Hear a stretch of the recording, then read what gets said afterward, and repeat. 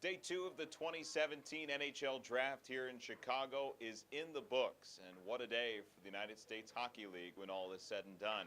Jordan Coons and Matt McGreevy with you here, covering everything you need to know here on USHL TV. And this day started with 3 defensemen being selected from the, goodness gracious, can't even get one. All right, just keep going.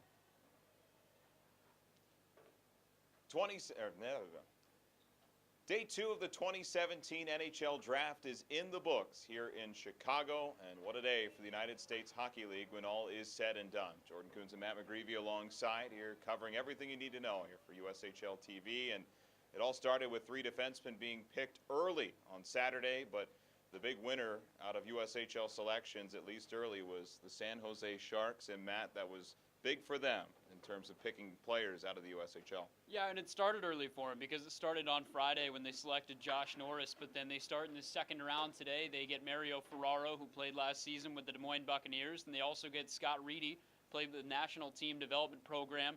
Florida Panthers, they went a similar route with Tyler Inamoto and Max Gildon, so there's a couple teams that should have a lot of USHL experience on it.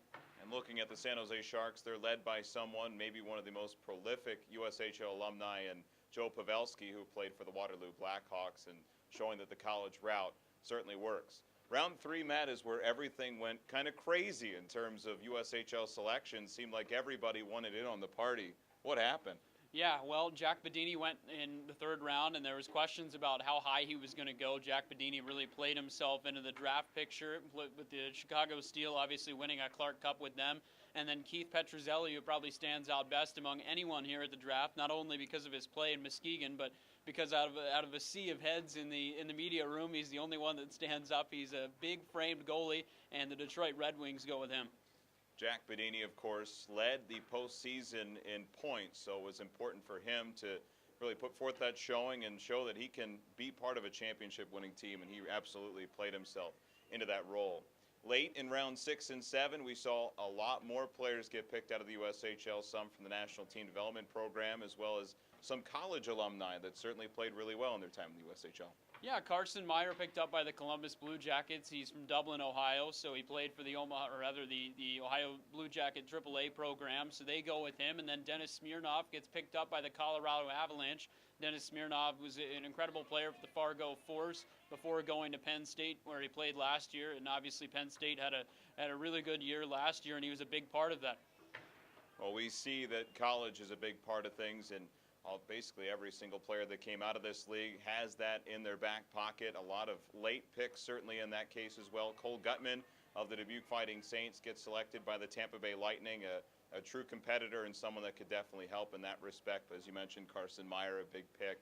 Dennis Smirnov, who you got the opportunity to see, is also a dynamic player who just went to Penn State, but boy, he could be a real good player in the future. Yeah, he could, and he's small. He's a smaller player, and so I think sometimes maybe the old wisdom would have been to stray away from a smaller player, but it's all skill right now. It's a skill game, and that's the way he plays, and that's why they picked him up. 40 USHL players and 8 alumni when all is said and done. That's one heck of a result here in 2017. Your final thoughts on this one, Matt? It was a lot of fun. It was a lot of fun, and you look at the numbers, you see how successful the USHL was. It's going to be fun in the next couple of years as well to see how successful the USHL is in these NHL games. The numbers continue to grow as the years go by, as the USHL certainly putting its stamp on the junior hockey landscape and proving that these prospects can certainly make it happen, especially if they go the college route. For Matt McGreevy, Jordan Coons signing off here from Chicago. Stay tuned to USHL.com, Facebook, Twitter, Instagram, and YouTube for all the coverage you need to know following the 2017 NHL Draft. Thanks for tuning in, everyone.